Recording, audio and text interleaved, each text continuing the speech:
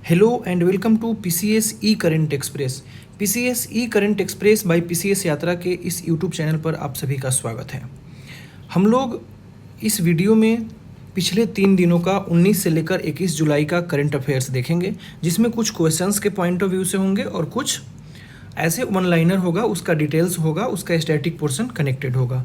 यह आपका इम्पोर्टेंट है जो 72वीं बीपीएससी होने वाला है, उसके बाद यूपी पीसीएस जो कि 2026 दिसंबर में होने वाला है, और अदर कोई वनडे एग्ज़ाम है उन सारे एग्ज़ामों के लिए। ठीक है। दूसरी बात, पीसीएस यात्रा का टेलीग्राम चैनल ज्वाइन कर लीजिएगा, वहाँ पर आपको पीडीएफ मिल जाएगा।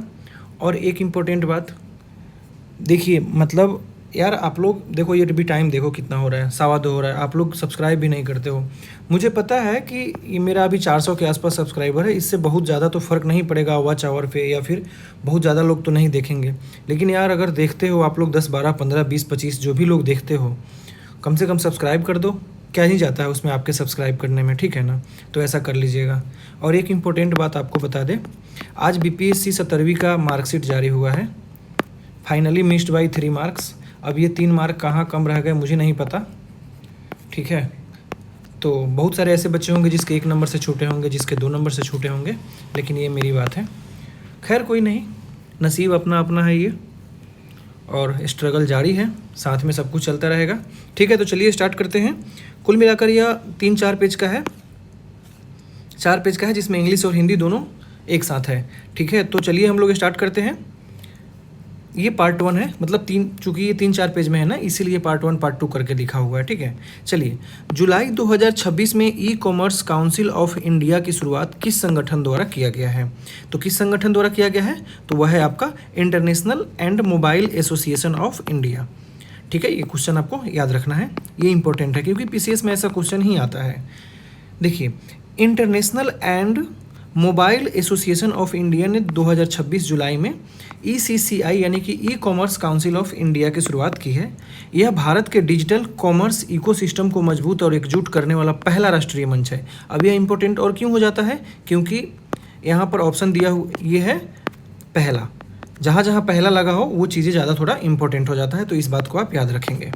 ठीक है, इसका उद्देश्य क्या होगा? नीति निर्माताओं, e commerce platform, brands, retailers और ये सारी चीज़ों क्या है इनका, शैक्षणिक संस्थानों को एक साथ लाना और सरकार और उद्योग के बीच को सहयोग को बढ़ाना है। ठीक है, ये इसका इम्पोर्टेंट होने वाला है। अब इसको हम एग्जाम में कैसे करेंगे हैंडल, अगर नहीं आए तो देखिए, हमें क्वेश्चन क्या है, e commerce council of India. ठीक है, इसको ठीक कौन कर रहा है? Internet and mobile association of India. अगर एग्जाम में नहीं आए तो देखिए इसका उद्देश्य, यहाँ पर कॉमर्स है तो कुल मिलाकर हम कॉमर्स से रिलेटेड चीज़ें करेंगे। अगर कॉमर्स है तो यहाँ जहाँ ऑप्शन में उद्योग वाला रहेगा उसको हम लोग ऐसे एग्जाम में ही एलिमिनेट करते हैं, अगर नहीं आए तो। अगर कॉमर्स है तो बिजनेस से रिलेटेड है तो startup, payment, tech company, logistics, brands, retailers, ये सब क्या है? ये सब कॉमर्स से रिलेटेड ही तो है, ट्रेड से रिलेटेड ही तो है। तो इसीलिए एग्ज़ाम में हम लोग ऐसे ही छाटते हैं अगर नहीं आए तो, ठीक ना। चलिए, भारत की पहली और सबसे गहरी भूतापीय कुओं का शुभारंभ किस राज्य में किया गया है, या फिर जो भी केंद्र शासित प्रदेश हो? तो यह है आपका लद्दाख। लद्दाख में किया गया है। यह इंपॉर्टेंट इसलिए है क्योंकि यह फर्स्ट है। जहाँ जहाँ चीज़ें फर्स्ट होती है वह इंपॉर्टेंट होता है। ठीक है, देखिए, भारत ने लद्दाख के पूगा घाटी में, अब यहाँ से एक और आपकी बात बन जाती है, पूगा वैली कहाँ है? तो पूगा वैली आपका लद्दाख में है। ठीक है, लद्दाख के पास विधानसभा नहीं है, ये बात याद रखेंगे। यहाँ पर पहली भूतापीय ऊर्जा कुआं की स्थापना किया गया, शुभारंभ किया गया है। इस प्रोजेक्ट का जो आपका भारत की जो पहली 1 मेगावाट भूतापीय बिजली परियोजना है, उसका यह कुल मिलाकर यह लक्ष्य टाइप है।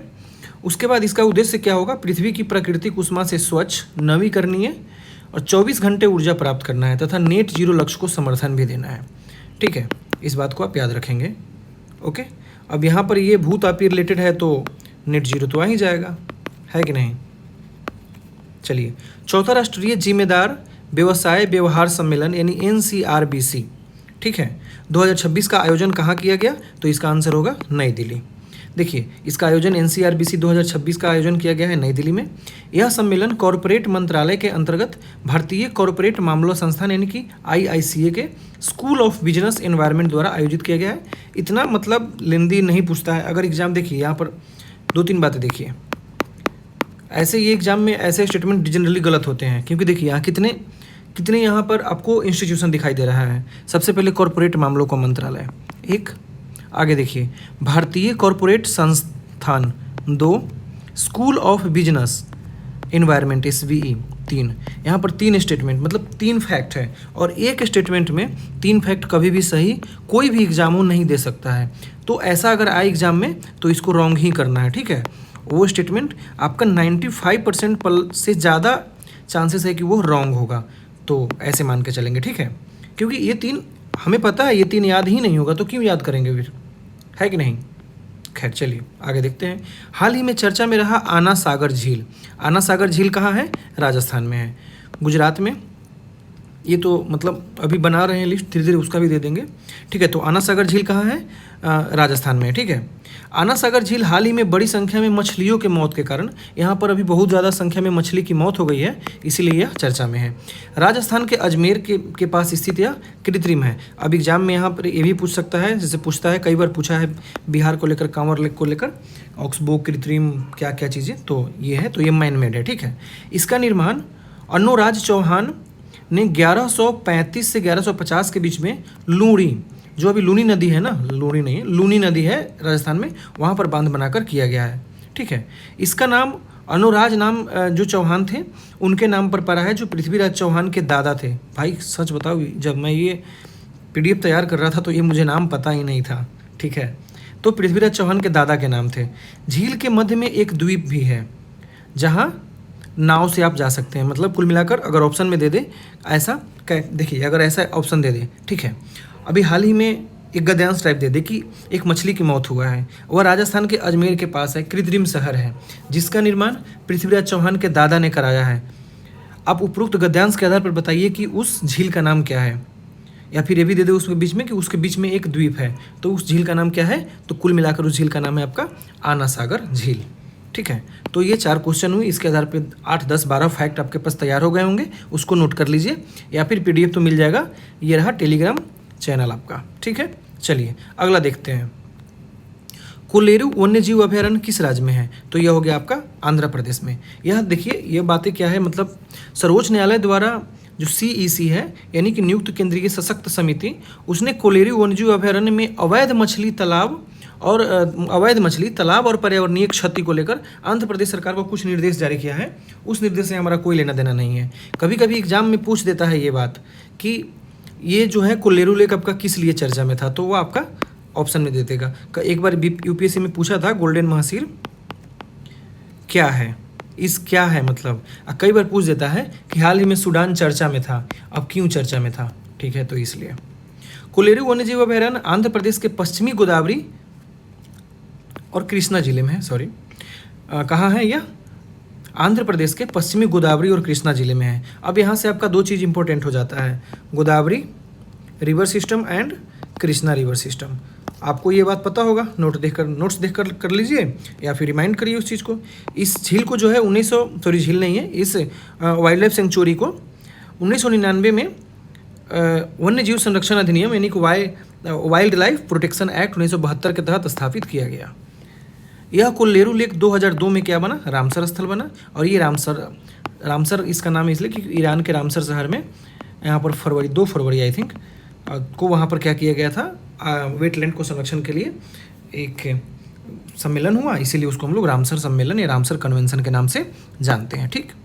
अगला देखिए, भारत का पहला, जैसे ही पहला आ गया इम्पोर्टेंट हो गया, इमर्सिव भाषा संग्रहालय म्यूजियम ऑफ बोर्ड, उसका नाम क्या है?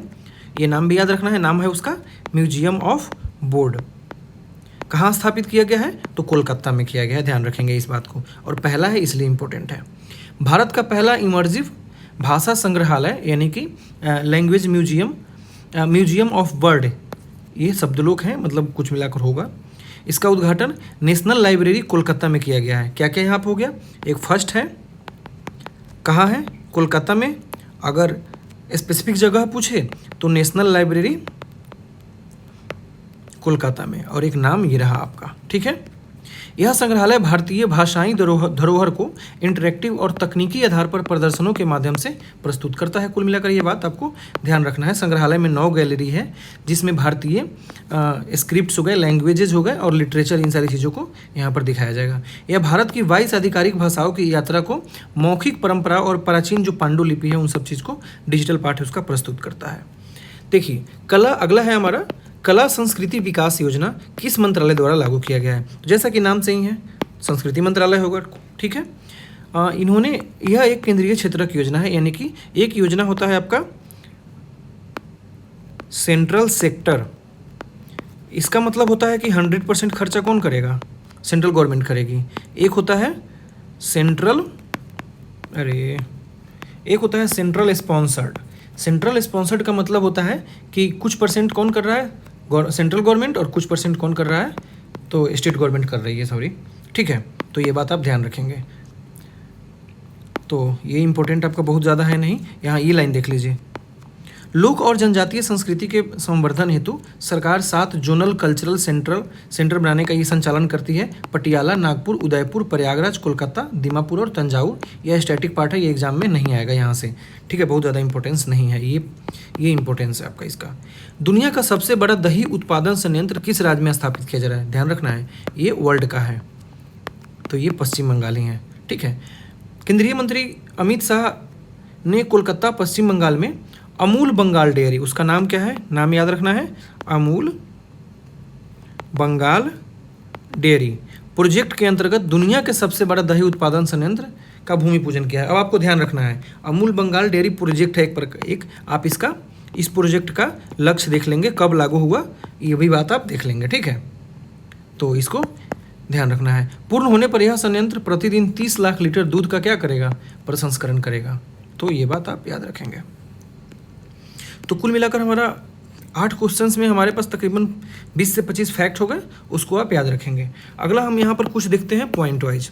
अभी सेनेगल जो है चर्चा में था, क्यों चर्चा में था, हाल ही में सेनेगल के राष्ट्रपति बैसिरू फायो को आर्थिक समुदाय पश्चिमी अफ्रीकी राज्य यानी कि इकोवास का नया अध्यक्ष चुना गया है। क्वेश्चन सबसे पहले, सेनेगल का राष्ट्रपति कौन है, तो बैसिरू फायो। किस चीज़ का अध्यक्ष चुना गया है, इकोवास यानी कि आर्थिक समुदाय पश्चिमी अफ्रीकी राज्य, यानी कि इकोनॉमिकल, जो भी हो, मतलब इंग्लिश देख लेना अपना आराम से, ठीक है। तो नया अध्यक्ष चुना गया है इनको। सेनेगल के बारे में अब देख लेते हैं। सेनेगल अब चूंकि इंपॉर्टेंट हो गया, सेनेगल ये रहा, देख रहे हैं आप, सेनेगल इसका भी एक भाग है, ये तो सहारा का है ही, हाँ इसी का कहना चाह रहे हैं, सहारा का ही है, ठीक है।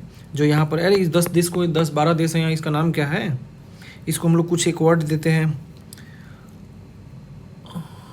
उस वर्ड को भूल रहा हूँ, मतलब एग्जैक्ट इस देश के लिए यहाँ पर ना कुछ एक वर्ड का यूज करते हैं हम लोग। खैर देखिए, यह पश्चिमी अफ्रीका का देश है, अटलांटिक महासागर से जुड़ा हुआ है। इसके देखिए, इसके बाउंड्री जो है, उत्तर में मोरिटोनिया है, यहाँ से देख लीजिए, उत्तर में मोरिटोनिया, पूर्व में माली है, उसके बाद दक्षिण पूर्व में गिनी है, और उसके बाद आपका दक्षिण पश्चिम में गिनी बसाऊ है, यानी कि इधर रहा गिनी, जो भी गिनी बसाऊ यहाँ छोटा है काफ़ी ज़्यादा ये, ओके। तो ये बात आप ध्यान रखेंगे। इसका यहाँ से बॉर्डर क्या क्या इंपॉर्टेंट हो गया, बॉर्डर इंपॉर्टेंट हो गया, इसका प्रेसिडेंट इंपॉर्टेंट हो गया, और किस चीज़ का अध्यक्ष यानी कि चेयरमैन इनको बनाया गया है, ये यहाँ से ये 3 बातें इंपॉर्टेंट हुई। आगे देखते हैं, वाटर बॉडीज, समुद्री सीमा या अटलांटिक महासागर से, ये कुल मिलाकर ये रहा अटलांटिक महासागर आपका। इसकी राजधानी कहाँ है, डकार है, राजधानी भी आप याद रखेंगे, डकार, ठीक है। अभी इनकी कुछ इसका विशेषताएं हम लोग देख लेते हैं। यह एक समतल देश है, सेनेगल मॉरिटेनियल बेसिन नाम ओहदाब में स्थित है, नहीं पूछेगा ये पीसीएस में, ठीक है, मतलब एसएससी बैंकिंग में पूछ देता है ऐसा, ठीक। अब यहीं पर सेनेगल में ही अफ्रीका का वेस्टर्न मोस्ट पॉइंट है, जिसका नाम है केप वर्ट प्रायद्वीप, सेनेगल में ही है वह, ठीक है। हाँ, इसको बोलते हैं साहेल रीजन, ये रहा, ये साहेल रीजन का एक भाग है, ध्यान रखना है इसको। जलवायु कैसा है, उष्णकटिबंधीय और शुष्क, नहीं पूछेगा। हाँ, यहाँ की नदियाँ इंपॉर्टेंट है, सेनेगल नदी मॉरिटेनिया के साथ उत्तरी सीमा बनाती है। यहाँ पर जो आप ये मॉरिटेनिया यहाँ पर देख रहे हैं तो यहीं पर है सेनेगल नदी, और अटलांटिक महासागर में उसका क्या है, मुहाना है। ठीक, गैम्बिया नदी है और सालूम डेल्टा ये यहीं पर है। इसके बाद प्राकृतिक संसाधन मतलब जिरकोनियम, सोना, फॉस्फेट वगैरह से ये काफ़ी ज़्यादा रिच है। अगला क्वेश्चन है क्यूडेंगा। क्यूडेंगा जो है डेंगू का एक वैक्सीन है। देखिए, भारत के औषधि नियंत्रक महानियंत्रक यानी कि DCGI ने तकैडा बायोफार्मास्यूटिकल्स इंडिया के क्यूडेंगा को, यानी कि तक 003 उसका नाम है। एग्जाम में आपके साथ कैसे आ सकता है, क्यूडेंगा आ सकता है, तक 003 भी आ सकता है, और ये कंपनी का नाम याद रखेंगे। ये भारत का जो है पहली डेंगू वैक्सीन बन गया है। अभी तक भारत में डेंगू का वैक्सीन अपना नहीं बनाया था। यह वैक्सीन जापानी फार्मास्यूटिकल कंपनी तकैडा द्वारा विकसित की गई है। अब कैसे तकैडा को याद रखना है कि यह जापानी है? एक गाड़ी होता है शकोड़ा, ऐसे ही याद रखो, तकोड़ा, बात खत्म। शकोड़ा, तकोड़ा, शकोड़ा भी जापानी कंपनी है, तकोड़ा भी जापानी कंपनी है, हो गया। उसी तरह अगर और नहीं याद है तो याद रखो जापान का वो है हकाइडो जो द्वीप है, ऐसे करके याद रखना है। ठीक है, 4 से 60 वर्ष के व्यक्तियों में डेंगू का रोकथाम के लिए अनुमोदित किया गया। ध्यान रखना है कितने साल, 4 से 60 साल। ऐसा नहीं है कि अगर ऑप्शन में दे दे कि किसी भी उम्र के बच्चों को या किसी भी उम्र के व्यक्तियों को यूज़ किया लगाया जा सकता है, तो यह बात गलत है। 4 से 60 साल। क्यूडेगा एक लाइव एटेन्यूटेड टेट्रावैलेट वैक्सीन है। ये लाइन इम्पोर्टेंट है। मैं क्यों कह रहा हूँ इम्पोर्टेंट है कि अभी भी आप 69th BPSC का क्वेश्चन जाकर देखेंगे तो वहाँ पर वैक्सीन के प्रकार के डिफिनेशन से क्वेश्चन पूछा है। mRNA वैक्सीन करके दे दिया है, एक्टिव और इनएक्टिव वैक्सीन ऐसे करके कुछ क्वेश्चन वो पूछा है कि ये इसके बारे में बताए कौन सा सही है। तो ये बात आप ध्यान रखेंगे। अगला, डेंगू क्या है? डेंगू एक प्रकार का मच्छर जनित उष्णकटिबंधीय रोग है जो डेंगू वायरस के कारण होता है, और अधिकांश लोगों में हल्के फ्लू जैसा लक्षण, बुखार वगैरह वाली बातें आती है। कुछ मरीजों में गंभीर रूप से विकसित हो जाता है, और चूंकि बॉडी में प्लेटलेट्स बचता ही नहीं है, इसलिए ब्लड बॉडी से काफ़ी ज़्यादा बाहर निकलने लगता है। ठीक, तो ये बात आप याद रखेंगे। भारत पर वैश्विक डेंगू बोझ लगभग 1/3 है। तो ये आप मेंस में आप भारत की अगर स्वास्थ्य व्यवस्था पर अगर ऐसे आता है या फिर गवर्नेंस में ऐसा कुछ क्वेश्चन पूछता है तो आप इस बात को यहाँ बता सकते हैं। अगला है हमारा मालडोवा। भारत के राष्ट्रपति अभी हाल ही में मालडोवा पहुंची है, इसलिए यह चर्चा में है। मालडोवा आधिकारिक रूप से रिपब्लिक ऑफ मालडोवा पूर्वी यूरोप का एक लैंड लॉक्ड कंट्री है। ये रहा मालडोवा। ठीक है, तो यह जो है आपका कार्पेथियन पर्वतमाला माउंटेन्स के पूर्व में, ठीक है, उसके पूर्व में, एंड प्रूट ऑफ डेनेस्टर नदी के बीच में स्थित है। ये रहा आपका वो नदी, यहीं पर होगा। ठीक है, मतलब एक PDF में इतना बनाना वो नहीं हो पाता है ना, इसीलिए ये रहा आपका नदी। देखिए, ये रहा आपका ये नदी जो कि हिंद महासागर में उसका मुहाना है। ठीक, सॉरी भूमध्य सागर में। ओके, आगे देखेंगे। इसका बॉर्डर जो है हमारा रोमानिया, उसके बाद और यूक्रेन से बॉर्डर इसका टच करता है। तो ये रहा आपका रोमानिया, और ये रहा आपका, सॉरी नदी ये नहीं है भाई, नदी ये है। ओके सॉरी, और यूक्रेन से बॉर्डर टच करता है। आगे देखेंगे। इसकी भाषा ये रहा, नहीं पूछेगा एग्जाम में। उसके बाद क्या बोली जाती है ये भी एग्जाम में नहीं पूछेगा। तो कुल मिलाकर यही आपको याद रखना है। ठीक है, अगला है हमारा डिजिटल लोकल पास सिस्टम। ये है हाल ही में राष्ट्रीय राजमार्ग प्राधिकरण NHAI ने राजमार्ग यात्रा मोबाइल ऐप पर उपलब्ध डिजिटल सेवाओं का विस्तार करते हुए ये काम किया है उन्होंने। इसका मतलब है कि यह पात्र यात्रियों को टोल प्लाजा पर गए बिना राजमार्ग यात्रा मोबाइल ऐप के माध्यम से आप टोल भर सकते हैं। यानी कि जो टोल ये लगा हुआ है ना, आपको यहाँ गए बिना आप अपने एप्लीकेशन से ये चीज़ें पूरा कर लीजिए। इससे क्या होगा, कैशलेस होगा, समय की बचत होगी, वैधता है इसकी मंथली बेस्ड पे वैधता वहाँ पर दिया जाएगा। तो ये कुल मिलाकर पेपरलेस को बढ़ावा देगा। ठीक है, तो ज्वाइन कर लीजिएगा टेलीग्राम चैनल, अभी भी कह रहे हैं, प्लीज़ सब्सक्राइब कर लीजिएगा। रात के 2:30 बजे हैं, हमारा पेपर है अगले महीने में, फिर भी मैं बना रहा हूँ, तो प्लीज़ सब्सक्राइब कर लीजिएगा। ठीक है, हाँ मेरा ही फ़ायदा है बनाने में, लेकिन थोड़ा आपका भी तो एफर्ट होना ही चाहिए ना। चलिए हम लोग आगे देखते हैं। अगला है नरवर किला, यह भी अभी इम्पोर्टेंट में था। मध्य प्रदेश के शिवपुर जिले में स्थित नरवर किले में हाल ही में 3000 किलोग्राम वजन के सिंधिया कालीन तोप वहाँ से चुराया गया। भाई चोरी तो हो ही रही है ना, राम मंदिर में हुआ, केदारनाथ में हुआ, वैष्णो देवी हुआ, ठीक है। उसके बाद नीट पेपर चोरी हो गई, कई बार ईवीएम चोरी हो जाता है, वोट चोरी हो जाती है। सॉरी यार, बुरा मत मानना, ठीक है, बस मैं व्यंग के लिए बोला हूँ। तो ये कुल मिलाकर चोरी होता हुआ है। नरवर किला कहाँ पर है? शिवपुरी जिला में, मध्य प्रदेश में है। नरवर किला की जहाँ तक बात करते हैं, मध्य प्रदेश के शिवपुरी जिला में है। यह विंध्याचल की पहाड़ी, कितना पॉइंट बनता है देखते जाओ यहाँ पे। सबसे पहले कैसे, मतलब ऐसे ही एग्जाम में हम लोग ये करते हैं, ठीक है।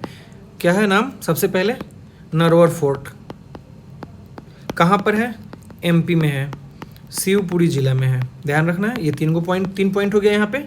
उसके बाद पर्वत श्रेणी पूछ दे तो विंध्याचल। जैसे कि इस बार यूपीएससी ने एक नया क्वेश्चन ईजाद किया था, पता है कैसे? जैसे मान लो ये रहा आपका सोन नदी, ठीक है, ये रहा आपका यहाँ पे गंगा नदी। तो जैसे कैसे पूछा था क्वेश्चन, मैं क्वेश्चन मिस कर रहा हूँ। हाँ देख लीजिए, मान लीजिए कोई लेक वगैरह हो गया, कोई रिवर हो गया, तो हम लोग कई बार पढ़ते हैं कि इस पर्वत श्रेणी से निकला है या इस लेक से ये रिवर होकर गुजरता है। वो अब की बार ना पर्वतमालाएं की बात कर दिया था, समझे? तो मिलान करने के लिए टाइप, ठीक है। अब नरवर किला के बारे में हम लोग ये बातें देख रहे हैं, विंध्याचल में फैला हुआ है ये चीज़ें। यहाँ पर एक और बात, हम लोग क्या क्या देख लिए इसका? नरवर किला कहाँ पर है? एमपी में है, शिवपुरी जिला में है, विंध्याचल पर्वत श्रेणी और माधव राष्ट्रीय उद्यान। यही अभी हम बताना चाह रहे थे कि जो एग्जाम में पूछ दे कि माधव राष्ट्रीय उद्यान कैसे पूछ सकता है, कितने टाइप से, कहाँ पर है? एमपी में है। नदी का नाम जो होगा सो होगा, मुझे नहीं पता। उसके बाद अगर एग्जाम में पूछ दे माधव राष्ट्रीय उद्यान फोर्ट मिलान करने के लिए तो नरवर फोर्ट, पहाड़ी तो विंध्याचल। ऐसे ऐसे याद करना, ये नहीं कि माधव मतलब बस एमपी एमपी एमपी रटे जा रहे हैं। माधव कहाँ? एमपी एमपी, हो गया ख़त्म फिर तो, ठीक है। अब इसके वास्तुकला के बारे में अगर बात करते हैं तो यहाँ पर अंदरूनी भाग में दीवारों द्वारा 4 भागों में विभाजित किया गया है, जिन्हें अहाता और धोला अहाता कहा जाता है। तो ये इसलिए इम्पोर्टेंट है कि एक बार 66 बीपीएससी में दीवारों को लेकर पूछ दिया था, पितरादुरा शैली को लेकर, वो मुगल साम्राज्य से रिलेट करके, ठीक है। तो ये बात आप याद रखेंगे। तो ये सब इम्पोर्टेंट नहीं है। एक लाइन और है इसमें इम्पोर्टेंट, ये कि किलेबंदी वाले नगर को बाहर तोमर शासकों के स्मारक स्तंभ स्थित है। जो किलेबंदी वाला इसका एरिया है, ये किला, इसके बाहर तोमर शासक के स्तंभ स्मारक ये स्थित है। अगला हमारा इम्पोर्टेंट है अरल सागर। नए अध्ययन के अनुसार यह पता चला है कि अरल सागर के सूखने से उजागर हुए झील तलछट्टों से 200 टेराग्राम से अधिक कार्बन बाहर निकला है। क्यों इम्पोर्टेंट है? एग्जाम में भी पूछेगा। अरल सागर क्यों इम्पोर्टेंट है? क्योंकि वहाँ से 200 टेराग्राम कार्बन बाहर निकला है, ठीक है, जिससे स्थिर कार्बन भंडार अब ग्रीन हाउस गैस की सक्रियता का स्रोत बन गया है। ये रहा आपका अरल सागर। यह मध्य एशिया में स्थित एक लवणीय, कैसा झील है ये साल्टी है, लवणीय झील है, जो दक्षिण में उज्बेकिस्तान और उत्तर में कजाखस्तान के सीमा पर है। ध्यान रखना है, किससे रिलेटेड है? उज्बेकिस्तान एंड आपका कजाखस्तान से। कभी यह मध्य एशिया की एक विशाल खारे पानी की झील थी, लेकिन अब यह चूंकि सूख रहा है। विश्व का चौथा सबसे बड़ा अंतर्देशीय जल निकाय था। अंतर्देशीय अभी सबसे बड़ा कौन है? अभी है सबसे बड़ा कैस्पियन, और यह बहुत समय पहले कभी चौथा बड़ा अंतर्देशीय, यानी कि इंटर कंट्रियल जो भी होता होगा इंग्लिश, क्योंकि मैं तो हिंदी मीडियम से हूँ ना, तो फिर थोड़ी सी कभी कभी दिक्कत आ ही जाती है। आज इसके अवशेष कैस्पियन सागर के पूरा विस्तृत, ये नहीं पूछेगा एग्जाम में, ध्यान नहीं देना इस पर, ठीक है। अगला देखिए, हुलोंगा पर गिवन वन्यजीव अभ्यारण्य, हुलोंगा पर given wild life sanctuary Assam में है। वहाँ का हुलोंगा पर अभ्यारण्य जो दुर्लभ पश्चिमी हुलॉक गिब्बन का घर है, ये ध्यान रखना, ये पश्चिमी हुलॉक गिब्बन का घर है। इस राज्य में सबसे समृद्ध तितली आवासों में से एक है, जहाँ कई दुर्लभ तितलियाँ पाई जाती है। कितने पॉइंट हो गए मेरे भाई? देखो, ये तो ये हो गया, असम में है। हुलोगिवन का घर है, असम के जोरहट जिले में स्थित है। ठीक है, हुलोगिवन के नाम पर इसका हुलंगोपर नाम रखा गया है। भारत में पाई जाने वाली एकमात्र, दैट इज ओनली, कपी की प्रजाति है हुलोंगी पग। कभी कभी एग्जाम में पूछ देता है कि ओनली लगा के, तो हम लोग जनरली पढ़ते हैं कि यह एक्सट्रीम सेंटेंस, एक्सट्रीम्स वर्ड जो होते हैं वो रॉन्ग होते हैं, लेकिन ये 95% केस में यह बात सही है। इसके लिए इसका मतलब ये थोड़ी ना कि हम हर चीज़ याद ही करेंगे, हम याद नहीं तो नहीं कर सकते हैं, तो या तो इसको एग्जाम में छोड़ देंगे या गलत मार्क आएंगे, कोई दिक्कत नहीं है, इससे आपका कुछ फर्क नहीं पड़ेगा।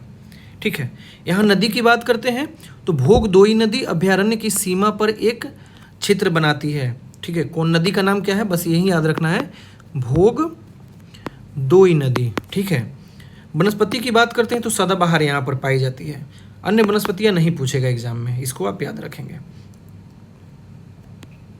यहाँ कुछ छूटा है क्या, नहीं। आगे देख लेते हैं, भारत का पहला इमर्सिव भाषा संग्रहालय, ऑलरेडी हम लोगों ने तो इसको देखा ही है अभी, पश्चिम बंगाल कोलकाता में म्यूजियम ऑफ वर्ल्ड में, नेशनल लाइब्रेरी में इसको स्थापना किया जा रहा है, देखा तो है। 9 गैलरी होंगे, 22 भाषाएं होंगे, लिपि, भाषा और साहित्य को लेकर ये चीज़ें आएगी। ठीक है, संस्कृति मंत्रालय के तहत आता है नेशनल लाइब्रेरी। चलिए खैर रिविजन हो गया तो ये ठीक है।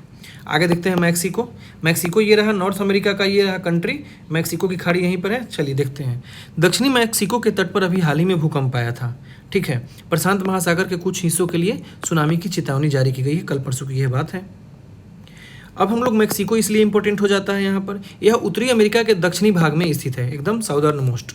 ठीक है, इसकी जो बॉर्डर लगता है उत्तर में यूएसए से और दक्षिण पूर्व में ग्वाटेमाला और बेलीज से। इधर है आपका ग्वाटेमाला और बेलीज, और ये रहा आपका यूएसए। ठीक है, इसकी राजधानी है मैक्सिको सिटी है। और हम लोग इसके कुछ ज्योग्राफिकल फीचर्स देखते हैं तो यह रिंग ऑफ फायर का एक हिस्सा है। यहाँ एक्टिव ज्वालामुखियाँ बहुत ज़्यादा पाया जाता है। इसका जो बाजा प्रायद्वीप और यूकाटन प्रायद्वीप यहाँ पर पाया जाता है, जो भी है जब मैपिंग हम लोग पढ़ेंगे तो डिटेल में देख लेंगे यहाँ कैसे दिखा है। बाजा प्रायद्वीप, बाजा कॉन्टिनेंट और यूकाटन कॉन्टिनेंट यहाँ पर पाया जाता है। यहाँ की प्रमुख रिवर्स की बात करें तो रियो ग्रांडे, कोलोराडो नदी जो अमेरिका के साथ साझा करता है, यहाँ पर होगा कहीं आसपास में। इसके जो प्रमुख झील का बात करते हैं, लेक चपाला, लेक कुंजियो, ये यहाँ की प्रमुख झील है मैक्सिको की। प्रमुख श्रृंखला की बात करते हैं तो सियरा माद्रे, इधर है सियरा माद्रे यहाँ की ये लेक है। यहाँ के अगर प्राकृतिक संसाधन की बात करते हैं मित्र तो पेट्रोलियम, सिल्वर, एल्युमिनियम, कॉपर, ये सब चीज़ों से यह है। ठीक है, तो ये नहीं आता एग्जाम में जनरली, अगर बहुत ज़्यादा इंपॉर्टेंट है तभी आता है। अगला है हमारा कोलेरू वन्यजीव अभ्यारण्य के बारे में, यह चर्चे में था, सॉरी चर्चे में अभी तो नहीं सॉरी कोलेरू वन्यजीव अभ्यारण्य जो हम लोगों को देखा तो है हम लोगों ने, आर्द्रभूमि में 2002 में शामिल किया गया था, गोदावरी और कृष्णा जिला आंध्र प्रदेश में। ठीक है, तो 1999 में इसको वन्य जीव संरक्षण अधिनियम 1972 के तहत स्थापित किया गया था। तो ये बातें आप ध्यान रखेंगे। एक बात याद रखेंगे कि झील को मुख्य रूप से मौसमी बुडमेरू, तो उसके बाद तमिलेरू है, हाँ तमिलेरू जल यहाँ पर नदियाँ की जल यहाँ पर आती है। ठीक है, ये तथा यह जो है 67 जल निकासी नाला और चैनलों के माध्यम से कृष्णा और गोदावरी नदी प्रणाली से यह जुड़ा हुआ है। तो यहाँ पर है ये कुल मिलाकर। ठीक, आगे हम लोग, ये तो अब हमारा समाप्त हो गया। अब आप लोग के लिए हम लोग डेली एक और यहाँ पर काम स्टार्ट करते हैं, 2-3 आपको इसी से रिलेटेड करके हम लोग यहाँ पर वो देंगे आपको होमवर्क। तो आज का आपका होमवर्क है, क्या होमवर्क है, क्या स्टार्ट किया जाए, मतलब इस होमवर्क को आज देंगे तो कल हम लोग डिटेल भी करेंगे इसको। ठीक है, क्या दें बताइए, मैपिंग स्टार्ट कर दें। चलिए यूएसए से स्टार्ट करते हैं। जो ग्रेट लेक है, जो ग्रेट लेक्स है वहाँ पर 5 कौन कौन सा है, SMHEO, ऐसे याद करना है। जो भी हम कल बताएंगे इस चीज़ को तो ये आपको याद करना है। सेनेगल हो गया, ह्यूरॉन होता है, ईरी होता है, ओंटारियो होता है, तो मिशिगन, ये सब चीज़ें आपको याद रखना है। और ग्रेट लेक्स हो जाएगा, फिर उससे रिलेट करके रिवर्स जो कि अटलांटिक महासागर से हैं, और अमेरिका की और लेक्स जो कि अथाबास्का वगैरह जो लेक है वहाँ पर, रेनडियर अथाबास्का, तो अमेरिका का ग्रेट लेक्स, अमेरिका का रिवर्स, अमेरिका का लेक्स, उसके बाद अमेरिका का डिजर्ट। ठीक है, उसके बाद अमेरिका का माउंटेन्स, ये कल आपका होमवर्क रहेगा, जिसको हम लोग पहले एग्जाम्स करंट अफेयर्स डिस्कस करने से पहले ये कंप्लीट करेंगे, ठीक है। तो होमवर्क आपका क्या हो गया, समझ में आई क्या होगा होमवर्क?